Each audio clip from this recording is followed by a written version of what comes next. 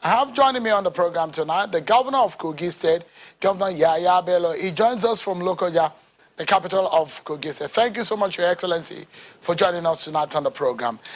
Let me get your position or your view on the declaration, the Asaba Declaration of the Southern Governors and their position. What are your views on it? Thank you very much, Mr. Seun Okin. Good evening to all Nigerians and other viewers across the world. And let me use this opportunity to wish each and every one of us Barkat al-Sallah. Straight to your point, the Asaba Declaration. Seun, I am speaking as an individual. I am not speaking on behalf of Northern Governors Forum, and I am not speaking on behalf of anybody. I'm speaking as an individual. Let me caution each and every one of us, leaders across board, including governors, and all of the leaders across Nigeria, that we should be careful about the words we use when we come on national television. When we're talking of security, unity, and cohesion of Nigeria, as leaders and as politicians, we should be very careful about the words we use when we are addressing these various topical issues. Let me tell you, Mr. Seun, that when we talk of restructuring or the various demands or resolutions put across by my colleagues from the South, they are quite germane and they are entitled to their opinion, and I so respect it. But let me tell you, when it is tilted or when it appears as if you are fighting President Muhammadu Buhari, our father and our president, we are all getting it wrong. Because we got to where we are today as a result of maladministration of successive administrations, not just President Muhammadu Buhari. If we should sit down to mention what he has achieved, what he has not achieved up to this moment, I maintain and I continue to say that he has done greatly. But do we need to do more? Are there other areas to improve upon? Yes, there are several. But it is not a one-man job. It is our collective responsibilities.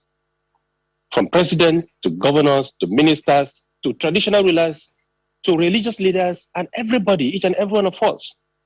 There has been collective failure in administration and in governance across board.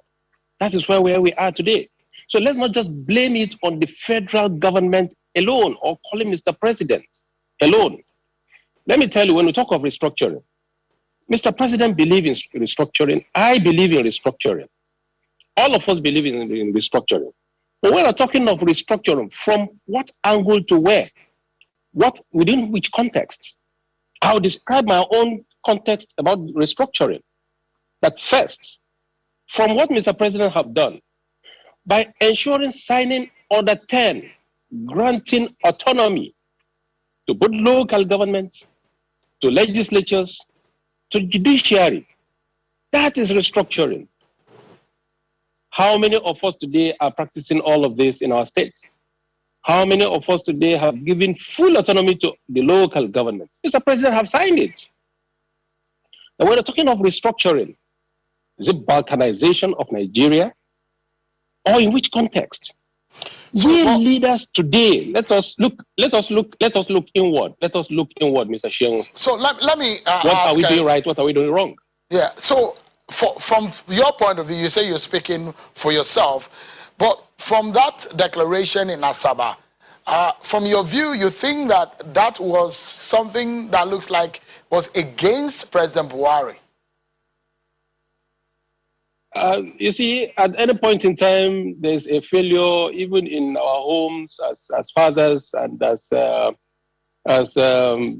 family homes. Members.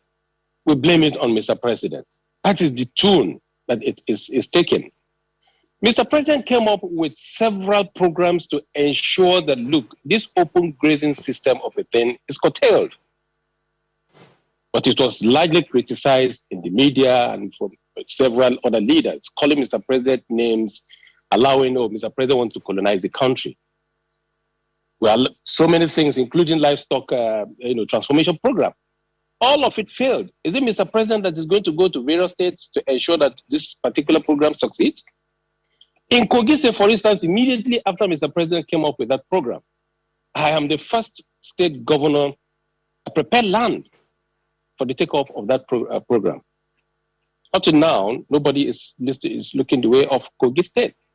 So is it the fault of Mr. President? Okay. And it's not my fault either. Yeah. And that's why at any point in time, I'm always saying that, look, leaders across board have in one way or the other betrayed the trust reposed in them, either by Mr. President or by Nigerians. So let's not heap it on Mr. President alone. So there are people in the authorities today that have decided on their own to betray the trust. Let's leave it at that. And again, let me tell you, when you're talking of restructuring, let me tell you once again about my own definition of restructuring, Mr. Seun. Let's restructure and allow the younger generation take over the leadership of this country.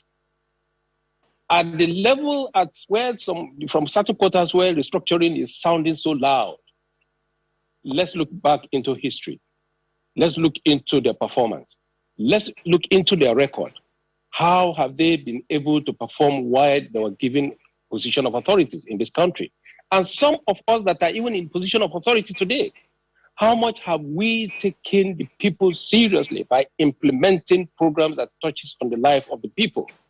And how much have we taken the life of our citizens seriously? How much have we accounted for what we have been entrusted with so far? All right. Are we going to let me quickly, apologies to cut in. Yeah, so apologies to cutting, Governor. You said you embraced the issue of the open grazing, and when it came out at first, you were one of those who came up to embrace it. But like your other governors who banned open grazing, legislate laws to support that, why haven't you banned open grazing in Kogi State? I have not banned open grazing in Kogi State because yet there's no provision for ranching yet.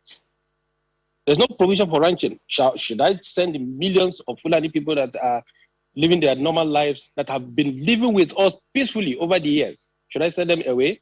Rather, let me devise a way of integrating them by ensuring that the conflict between farmers and herders does not exist. I inherited that problem in Kogi State. I have solved it with the cooperation of my traditional rulers, with the youths, with women, with farmers, and even the Fulanis themselves. We know that the land is no longer enough, but we can accommodate each other within the limited of what we have. We can't just send them out. A lot of the Fulanis that have been driven from the south, I am not in any way, criticizing those who enacted law of banning open grazing. Of course, open grazing is outdated, is archaic. But we met a system that has failed. We must be able to manage it in such a way, or to the extent that we will be able to come up with that ranching. Look, it is not going, it's a business, let me tell you, Seun Okin. It is not about Fulanis or not Fulanis. Look, there are several other non-Fulanis that are rearing cattle. Majority of these, our leaders, have millions of cattle taken care of by Fulanis, by non-Fulanis alike. So we shouldn't just heap it on Fulanis. So what we did in Kogi State is to accommodate them. We accommodate them in our governance system, from local to the state level, in our community level. We accommodated them in every decision we're going to make. Let me tell you, in every traditional council at all levels, Fulanis are well represented. Farmers are well represented. Youth and women are well represented. These people have been living for ages together, and they understand each other, and they have been benefiting each other. Before we are seeing today. Sorry. The upsurge So what I was going to ask you in relation to that open grazing issue, because we are due for a break, but just a quick one. 24 state government at least have applied for the special grant earmarked for the establishment of ranches by the federal government. Why is your state not interested in this? I am so much interested. I did say that I am the first to register our interest in that ranching program. when, in fact, starting from the former Minister of Agriculture, we were the first that register our interest. So that is the politics we are talking of. Even the 24 states that have been earmarked, how many have taken off? That is the politics. That is still the betrayal of trust that we are talking of.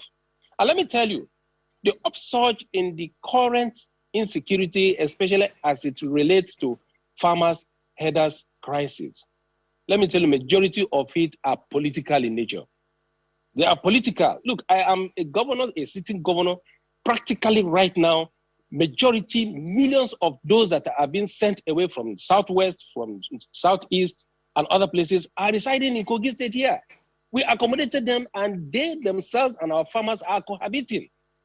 I am not saying that it is perfect, there's perfect relationship, but we have been able to manage it excellently. All right, we are due for a break, Governor Bello. Sorry, apologies. We are due for a break, but when we come back, we'll allow you to talk more. There are a lot of issues that have been stated by the southern governors. Afenifere has also lent their voice into this matter. I'd like to get your reactions on the way forward for Nigeria. Don't go anywhere. We'll be right back, everyone. Thank you so much, everyone. Let's get back to the conversation with the governor of Kogi State, Governor Yahaya Bello, who has been speaking to us from Lokoja, the capital of Kogi State. Thank you, Your Excellency, for your time tonight. If I may ask you, you said you quite don't agree with some of the points your colleagues made, because from what the inference I could make is that some of it look political and it looks like they're against President Muhammadu Buhari. But some of these governors are governors of the APC extraction. In fact, the person who chaired that meeting is a governor of the APC. So when you're hearing governors from your political party, leaders from your political party expressing their frustration about the situation of things in the country, does it raise a question about the capacity of your party, the APC, to deliver on its promises, or the capacity of your political party, APC, to govern this country? Thank you, Mr. Seun. Like I said earlier, I am not speaking on behalf of any group or anybody. I'm not speaking on behalf of APC or northern state governors. I did say that I respect their decision, but we should be cautious about the way we go about making certain demands or putting some words out there. For crying out loud, Mr. Seun, we can't go out there and criticize certain things that the federal government is doing today. Meanwhile, within our state, we're not doing what we're supposed to do as governors to ensure that, look, there's good governance. So you can't, that is just my point. I am not saying that, look, what they're demanding is wrong, or no, you are criticizing them, they shouldn't go ahead and make their demands. Yes, but I am saying we should be cautious about the way we go about what we are demanding. Look, Nigeria first before we talk of North or South. That is why most of the time I don't even believe in Northern, this particular region, that particular region, making this demand or the other. Because these are leaders that will come out to talk to Nigerians, make Nigerians believe in them. But behind the scene, we know what goes on. We know what goes on behind the scene. But it appears that some of it, that, look, okay, we shouldn't be deceiving Nigerians. Yeah, so it appears that a lot of your colleagues are voicing out, and for a long time, maybe some of them are not talking, and they are now talking. For example, in a recent interview, the governor of Plateau said, Governor Lalong said, and I quote him now, "But there are limits to what we can do. The command that we do, if I am the general officer commanding, I should be the general officer commanding, not the general officer that will command, and the person you command will say, I need to get command from somewhere. All these are very important." End of quote. Those are the words attributed to Governor of Plateau State, Governor Lalong. It appears that he's frustrated about the issue of the handling of security. Do you have a total control of the security of your state? Because your state is not insulated on the issue of security. A commissioner was abducted in your state recently too. I am not a spokesperson of Governor Lalong, my senior brother, and he's doing excellently well within the limit of his own state, within the challenges that he's facing in Plateau State. I am not his spokesperson, but I respect him for what he has done, the achievement he has achieved in Plateau State, for that matter. In Kogi State, I am in charge. In Kogi State, I have the full cooperation of my law enforcement agencies. They didn't come from the moon. The last kidnap that took place, or that the abduction of my commissioner and the chairman, did not take place in Kogi State. Let me correct that impression. It did not take place in Kogi State. It took place in my neighboring state, one of my neighboring states. And as I speak with you, the local government chairman have regained his freedom. And I am telling you that very soon we are going to apprehend all those that participated in that kidnapping or in that abduction and assassination of my commissioner for pension. But let me tell you, I am governing Kogi State. I inherited a state that was largely divided, that was more or less like capital city of crimes and criminalities. In Kogi State today, we are safe, we are secured, and we are doing our best to ensure that we have it absolutely. It is not absolute now. We still have much more to do. And there are still sometimes pockets of criminals that will come to Kogi State and strike and run away. But we don't have state actors. Nobody, no any inch of Kogi State today, you go and you see a non-state actor carrying arms against the country. None at all. Our law enforcement agencies in Kogi State here are cooperating and doing excellently well. They don't need to take command from their boss from Abuja before they do the right thing, before they listen to me to ensure that there's law and order in Kogi State. So we are doing it, we are handling, and we're doing very well in Kogi State here. So all right, anybody quickly is not also, in charge, well, he has his own reason for not being in charge in his own state. But in Kogi State here, I am fully in charge. Okay, so quickly, let me ask you this too. For the Afenifere leader, we say, don't think about 2023 elections just yet. Restructure Nigeria now. Do you think that the president should heed the call for a national dialogue for Nigeria of ethnic nationalities, as some people have suggested, to come together, or to restructure, to heed the call like governors and some of these leaders have asked? I sincerely appreciate the position, and I respect the position and view of our brothers from the southern or the southwestern part of this country for calling for a structure. Mr. President has heeded to it severally. He has granted the autonomy of the judiciary, granted the autonomy of the legislature, granted the autonomy of the local government by going ahead to sign all the executive orders. Also, national conference, national dialogue. We have our representatives from the Senate to the reps to the various House of Assemblies.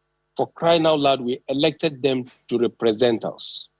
It is not just enough for Mr. President to say, oh, Nigerians should come and let's begin to dialogue. We have each and every one of these. And there has been several dialogues and conferences which the reports are gathering dust today. What stops from the National Assembly, come up with the document, deliberate on it, and come up with your position and forward it to Mr. President and wait for Mr. President to agree to it or not. These are the things that we are talking about. And so, I Governor, at various levels. We need to wrap up the conversation. Whatever we are, yes, thank you. At various levels, whatever we are demanding, especially at governorship level, let us make sure we practice it at home. But we're demanding for zoning, let's make sure we start the zoning from home. Okay, so you said that let's make sure there's equity from home. That President Buhari had restructured Nigeria. Let's make sure that there's fairness at home. Yeah, Governor. We are demanding for good governance. Let's start the good governance from our home. Governor, you're saying that President Buhari has restructured Nigeria, but it does look like maybe that's not the kind of restructure some people are looking forward to. But let's wrap up now. I'd like you to ask you some personal questions about your political ambition. Some of your friends are asking you to contest for president in 2023. Do you have that ambition? Nigerians, the youth and women and all Nigerians, including very objective elites, are asking me to run for president in 2023. And I believe it is high time that we look into capacity. who can do the job, who is going to unify this country. And I think they are seeing something in me that they're asking me to come and unite and fix this country. My answer will be in affirmative in a few time from now. I want to urge each and every one of us that are urging me to come and run to be patient. All right. You're still it's a work in progress, and by the grace of God, I am not going to disappoint you when the time comes for me to give a response to that. Okay. Well, we need to leave it at that, but we must sincerely thank you, Governor Yahaya Bello, Governor of Kogi State, for talking to us on China's television tonight. Many thanks for your time. Thank you very much for inviting me, and I wish every one of us a united, peaceful, and prosperous Nigeria. God bless all of you. Thank you. That's our show for tonight, everyone. Many thanks for watching. I'm Seun Okin. Bye-bye.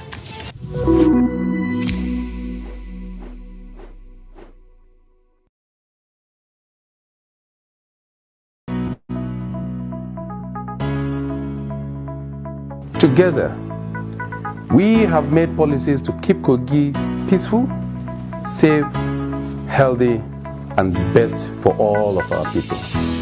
We are developing Kogi State.